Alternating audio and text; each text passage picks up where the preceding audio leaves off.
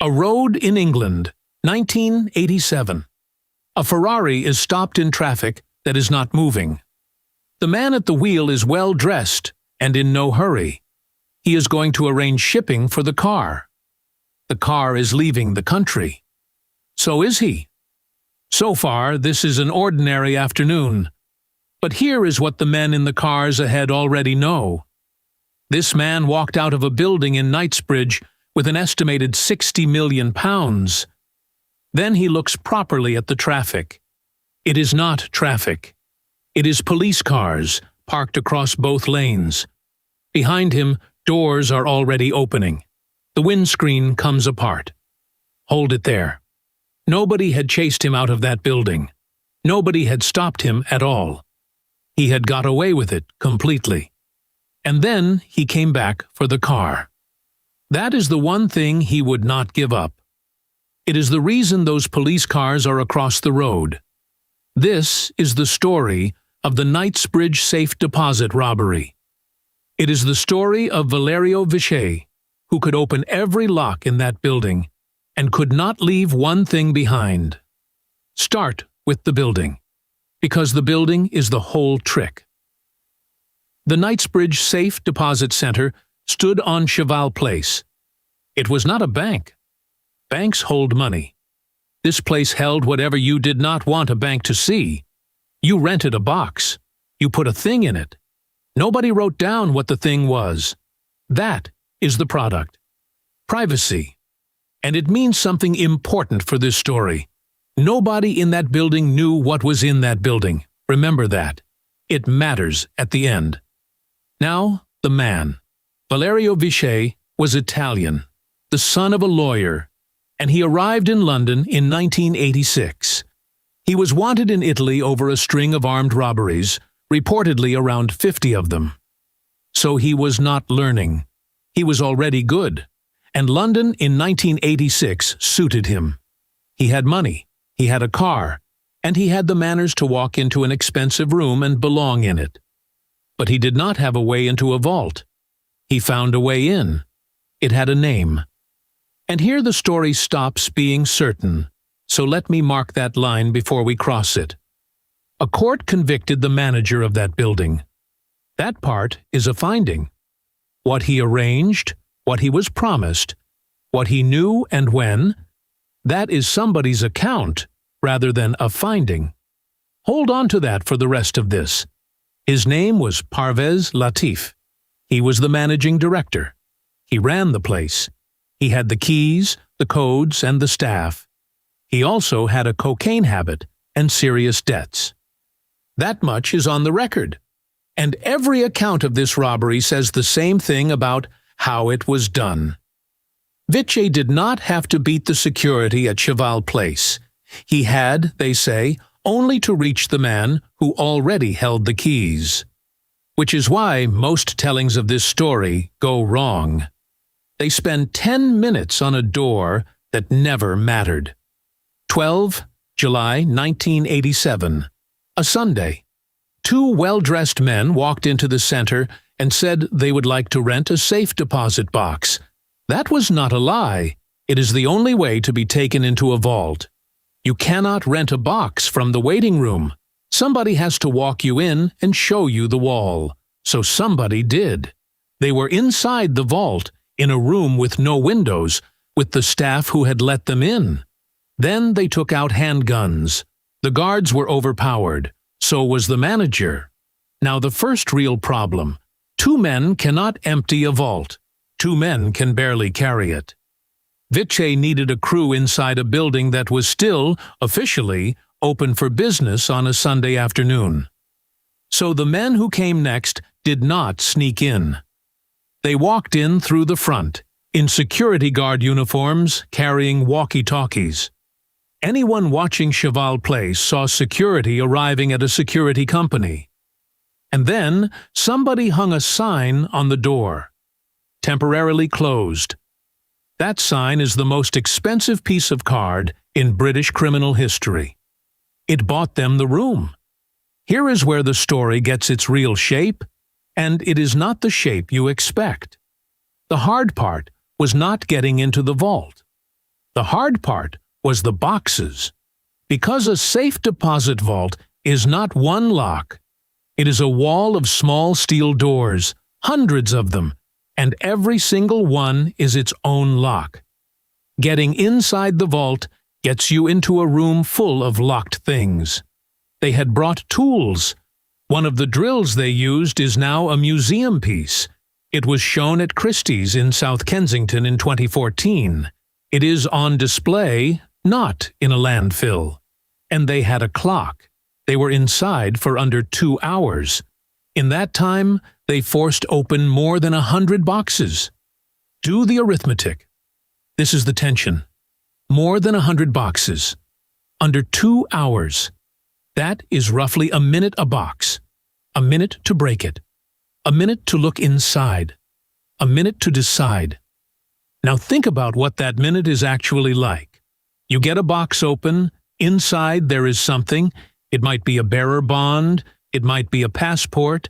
It might be a photograph of somebody's mother. You have no idea which until the door comes off, and you cannot put the it back. So you are not stealing. You are gambling 100 times against a clock. And every box you open is a box you did not spend that minute on. The good one might be the next one along. It might have been the one behind you. There is no way to know. There is no list to work from. That is what privacy costs a thief. The building had been designed so that nobody could tell what was worth taking. That protection worked perfectly. It just did not stop anything. Then the clock ran out. They left the tools. They left the doors hanging open. They went out through the front, past their own sign, into a Sunday afternoon in Knightsbridge. Nobody looked twice. An hour after they were gone, the shift changed. New staff arrived at Cheval Place and found the sign on the door, and then found the room behind it. Picture what they walked into. A vault with the lights still on. More than 100 small steel doors standing open. Tools on the floor. And no way at all of telling what had been inside any of them. That is the moment this stops being a robbery and becomes a problem nobody can measure. Because the first question after any theft is a simple one. What is missing? At Cheval Place, there was nobody who could answer it. Not the police, not the staff, not the company that owned the building. Only the customers knew, one box at a time, and every one of them would have to come in and say so. The figure that came out of it, and that has been repeated ever since, was around £60 million. That figure has never been solid. Other accounts put it as low as 40 million. Nobody knows. Nobody can know. That is what the building was for. The boxes had no inventory. That was the service. So the total is an estimate built out of what the owners said they had lost. And it was said at the time that some owners never came forward at all. That some, worried about tax or about questions, stayed quiet. That part is reported rather than proven. But if it is true, then the number is not too high. It could be far too low. Now the other side of the story starts moving, and from here the two sides close on each other. The police went through the vault, and in that room of forced steel and dropped tools, they found one thing that mattered. A fingerprint. In blood. Somebody had cut themselves opening a box. On the day, that was nothing. A minute lost. A hand wrapped in a cloth and back to work. It was Viccei's. A fingerprint on its own is not a name. It becomes a name when there is something on file to match it against. There was. He had come to London the year before with a record behind him in Italy. The uniforms, the sign, the clock, the man on the inside. Every part of that building had been thought about. He had not thought about his own hand. So the most planned robbery in the country came apart on the least planned thing in it.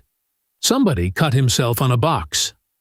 Then, on 12 August 1987, several of his accomplices were arrested at once in coordinated raids. But not Viccei. Viccei was already out of the country. South America, by most accounts. The version everybody tells is that he built a new life out there and came back years later out of vanity. It is a better story. No source supports it. What is on the record is smaller and stranger. He left, he came back, and when he came back, the police were ready. Because he came back for the car, a Ferrari Testarossa. He had one, he loved it, and it was described afterwards as his pride and joy. It was in England. He was not. He could have left it. A car is a car. Think about the position he was in. He was a wanted man. He had an estimated 60 million pounds of other people's property behind him. His accomplices were already in custody. And the single most recognizable object he owned was sitting in a country whose police had his fingerprint. A Ferrari is not a way to travel quietly.